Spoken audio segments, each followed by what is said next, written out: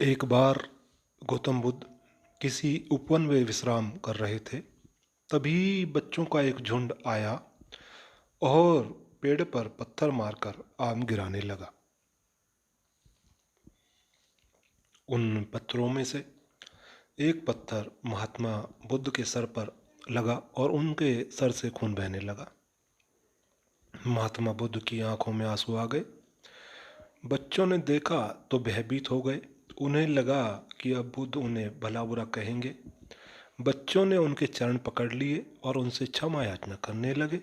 उनमें से एक बच्चे ने कहा, हमसे बड़ी भूल हो गई, मेरी वजह से आपको पत्थर लगा और आपके आंसू आ गए।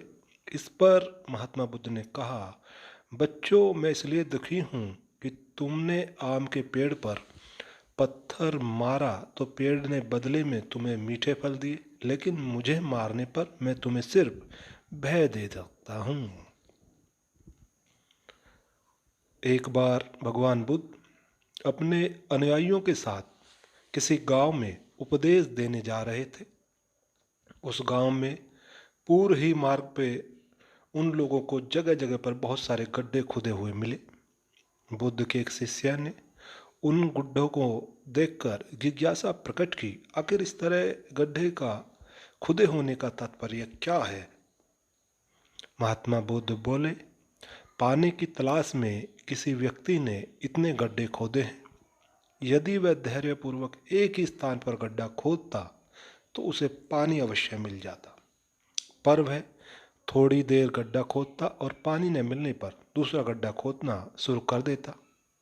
व्यक्ति को परिश्रम करने के साथ साथ धैर्य भी रखना बहुत जरूरी होता है।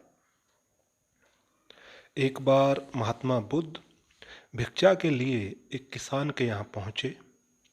तथागत को भिक्षा के लिए आया देखकर किसान उपेक्षा से बोला, श्रमण, मैं हल जोतता हूँ और तब खाता हूँ, तुम्हें भी हल जोतना और बीज बोना चाहिए, तब खाना खाना चाहिए। बुद्ध ने कहा, महाराज, मैं भी खेती ही करता हूँ। इस पर किसान को जिज्ञासा हुई। बोले, गौतम, मैंने तुम्हारा हल देखता हूँ, ना बैल और न खेती के स्थान, तब आप कैसे कहते हैं कि आप भी खेती करते हैं? आप कृपया अपनी खेती के संबंध में मुझे समझाइए। बुद्ध ने कहा, महाराज, मेरे पास श्रद्धा का बीज, तपस्वी रूपी वर्षा, प्रजा रूपी जोत और हल है, पाप भीरुता का दंड, विचार रूपी रस्सी है, स्मृति और जागरूकता रूपी हल की फाल और पैनी है। मैं वचन और कर्म से संयम रखता हूँ।